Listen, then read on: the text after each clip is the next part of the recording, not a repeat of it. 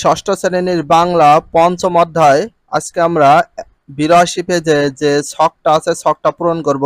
আর ৮২ পেজে বলেছে এসব তথ্যমূলক বাক্য ব্যবহার করে একটা অনুচ্ছেদ রচনা করো। ৮২ পেজে একটা অনুচ্ছেদ রচনা করতে বলা হয়েছে। আর রচনাটা কি বিষয় হবে বলেছে তথ্যমূলক বাক্য ব্যবহার করে। উপরে দেখো বাঘের বিষয় নিয়ে একটা ছক দেওয়া আছে। ৮১ পেজে সেই বাঘ বিষয় নিয়ে তোমাদের একটা অনুচ্ছেদ রচনা করতে হবে। শুরুতে একটি শিরোনাম দাও এবং শুরুতে কি দিতে হবে, একটা শিরোনাম দিতে হবে এবং বাঘের সম্পর্কে একটা অনুচ্ছেদ রচনা করতে হবে। এখানে যে ৮২ পেজে যে ছকটা দেখতে পাচ্ছ এটা আমরা সম্পূর্ণটা কমপ্লিট করব। চলো অ্যান্সারটা দেখে আসি। এসব তথ্যমূলক বাক্য ব্যবহার করে একটি অনুচ্ছেদ রচনা করো। শুরুতে একটি শিরোনাম দাও। এদের শিরোনাম দিলাম বাঘ। তোমরা শুধু বাঘটা লিখলে হয়ে যাবে, যেহেতু শিরোনাম দিতে বলেছে, যেটাকে আমরা ইংলিশে বলি হেডিং বা শিরোনাম। তোর দেশের নাম, বাঘের সংখ্যা ও জরিপের দুটো সাল, এই উপাত্তগুলো বিশ্লেষণ করে দেখা যায় ৫ বছরের ব্যবধানে বাঘের সংখ্যা কোনো না কোনো দেশে বেড়েছে, কোনো দেশে কমেছে।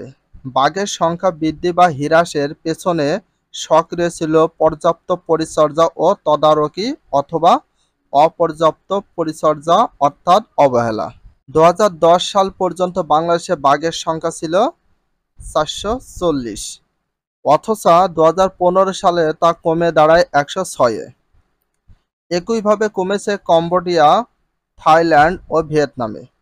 কম্বোডিয়া বাঘের সংখ্যা ২০১৫ সালে কম্বোডিয়ার বাঘের সংখ্যা ২০১৫ সালে এসে দাঁড়িয়েছে শূন্যে, অর্থাৎ বাঘ নেই। কিন্তু ভুটান, ভারত ও নেপালে বাঘের সংখ্যা ২০১০ সালের চেয়ে বৃদ্ধি পেয়েছে।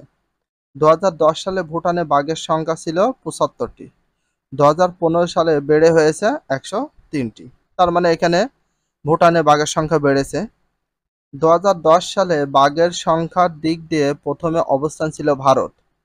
২০১৫ সালেও দেশটির অবস্থান প্রথমেই রয়েছে, কারণ ২০১০ সালে বাঘের সংখ্যা সবচেয়ে বেশি ছিল ভারতে এবং ২০১৫ সালেও কিন্তু তার চেয়ে অবস্থানটা বাড়িয়েছে, সে প্রথম স্থানেই রয়েছে। অথচ বাংলাদেশে ২০১০ সালে দ্বিতীয় অবস্থানে থাকলেও ২০১৫ সালে এই অবস্থান অনেক নিচে নেমে গেছে।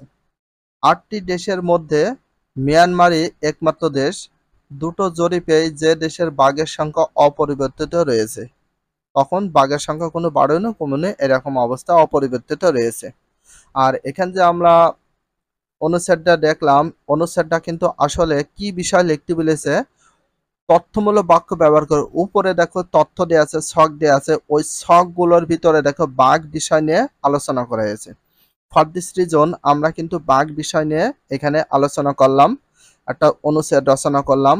আশা করি ভিডিওটা ভালো লাগবে। যদি ভিডিওটা ভালো লাগে চ্যানেল হলে সাবস্ক্রাইব এবং পেজ হলে ফলো করে দিও। তার সাথে একটা কমেন্ট এবং তার সাথে একটা লাইক করে দিও।